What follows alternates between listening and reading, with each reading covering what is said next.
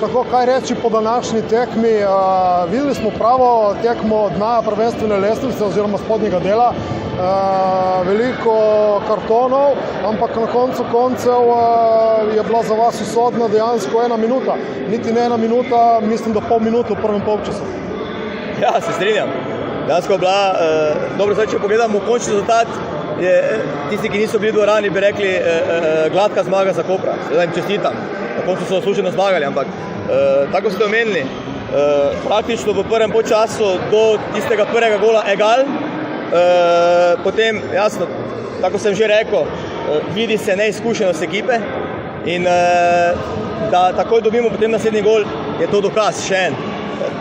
Težkim ekipam, oziroma večjim ekipam, kot so mi, se je teže pobrati pri 2-0 nazaj, ampak fanti so v drugem polčasu pokazali, da gremo v neko pot, enostavno smo imeli več od nogometa, praktično se je Koper samo branil in škoda, mislim, da če že izvzamem ta poraz, smo se zaslužili vsaj kakšen zadetek za spodbudo za te mlade fante. Kaj vas čaka naprej? Pa dobro, zdaj je zopet pauza, Ja. Potem pa najlažja tekma v sezoni, Dobovec, potem pa pride ta mesec, kaj sem že ekipi seveda govoril, mesec februar, kjer praktično iz tedna v teden igramo in z našimi konkurenti, še vedno, jaz pravim, in tudi s tistimi malo višji, in tam bomo seveda poskušali iskati točke, ki nam jih pa zdaj primanjkuje. Na koncu na videz gladka zmaga, ampak garali ste celo tekmo in tako je tudi treba.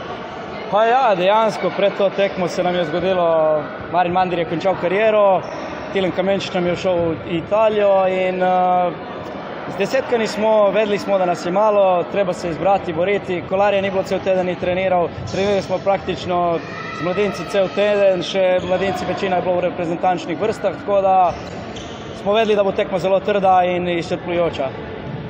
Odločilo je to, da v drugem polčasu niste naredili nobene napake, potem večje napake, potem ko ste v prvem z malce sreče zadeli prvič, potem pa takoj podvojili prednost. Pa res je, v tekmo smo šli odločno, močno, vedeli smo, kaj rabimo 3 točke, rabimo se približati mestom višje in vedlo se je. In hitro smo povedali, zadeli še drugi gol. Lahko bi še bil izid v prvem polčasu malo višji, ampak potem pa drugi polčas, brani 2-0, vedno pravijo, da najtežji rezultati in to se nam je tudi dogajalo. Zdaj pa uspeli smo na trdo borbo, na srce, na Alena Mordeja, ki vemo, da je v Puškarju prvi vratar v Sloveniji, ki nam je vse, kar so imeli gostje, jim je pobral, tako da...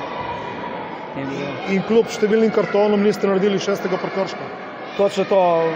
Disciplina je malo popustila, ampak na koncu, ko se je treba zbrati, ko ni treba narediti tiste ključne napake, ki bi odločila lahko v njihovo prid, je nismo naredili, tako da smo se držali dogovorjenega in pripeljali tekmo mirno do konca.